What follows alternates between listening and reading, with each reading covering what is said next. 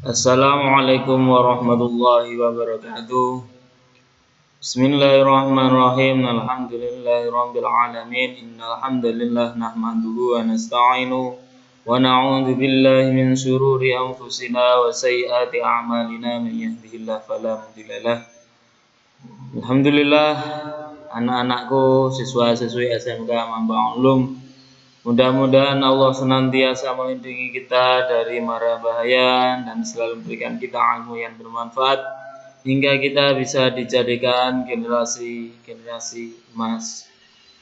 Alhamdulillah, pada hari ini kita akan melanjutkan materi kita pada mata pelajaran pendidikan kewarganegaraan pada pertemuan kelima untuk seluruh siswa-siswi SMK Mambang Ulum kelas 11.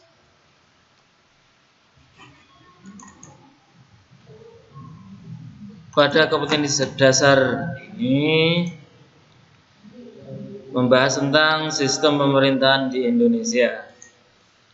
Sistem pemerintahan yaitu suatu sistem yang menyangkut bagaimana bekerjanya komponen-komponen utama dalam suatu negara, termasuk lembaga eksekutif dan lembaga legislatif. Sistem pemerintahan sangat menentukan bagaimana pemerintahan suatu negara dijalankan. Jelas, sistem adalah dari satuan komponen-komponen yang saling berkaitan. Maka perlu dalam sistem itu adanya sebuah rancangan, ada sebuah eksekusi. Sistem harus dilengkapi dengan rancangan atau perencanaan atau minimal dalam bahasa kawan kita yaitu adalah niat dulu, ditata dulu. Karena kalau dalam hadis itu kebaikan yang tidak terencana akan kalah dengan kejahatan yang terencana. Sama seperti pemerintahan di Indonesia ini, perlu adanya sistem, perlu adanya komponen yang bagian merencanakan, ada yang bagian mengeksekusi. Itu fungsi adanya sistem pemerintahan.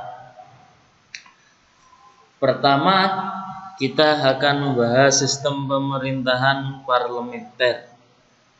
Kita bayangkan terlebih dahulu, apakah di Indonesia ini menggunakan sistem parlementer? Belum tahu? Mari kita simak apa sih yang terjadi dalam sistem pemerintahan parlementer. Yaitu sebuah sistem pemerintahan di mana parlemen memiliki peranan penting dalam pemerintahan. Negara yang menerapkan sistem parlementer yaitu Perancis, Inggris, dan India, dan beberapa negara lain. Berarti Indonesia bukan menggunakan sistem parlementer. Ciri-cirinya sistem parlementer yaitu raja, ratu, ataupun presiden adalah kepala negara dan tidak bertanggung jawab atas segala kebijakan yang diambil oleh kabinet yang berperan sebagai simbol dan kedaulatan negara. Perdana Menteri sebagai kepala pemerintahan. Badan legislatif adalah satu-satunya badan yang anggotanya dipilih langsung oleh rakyat melalui pemilu. Pihak eksekutif bertanggung jawab kepada legislatif. Kemudian dalam negara menganut sistem dua partai. Partai pemenang pemilu ditunjuk sebagai Perdana Menteri sekaligus pembentuk kabinet, dan partai yang kalah menjadi partai oposisi. Jelas. Bagusnya dalam sistem ini ada saling membantu. Ketika pada partai pemenang akan membuat rencana-rencana, rancangan-rancangan yang baik. Namun jika ada kebolongan atau celah dalam eksekusinya atau dalam perencanaan pun, maka partai oposisi dengan positif akan menyeimbangkan sehingga pemerintah tidak semena-mena. Jika terjadi perselisihan antara kabinet dan parlemen, kepala negara dapat membubarkan parlemen jika kabinet dianggap di dalam pihak yang benar.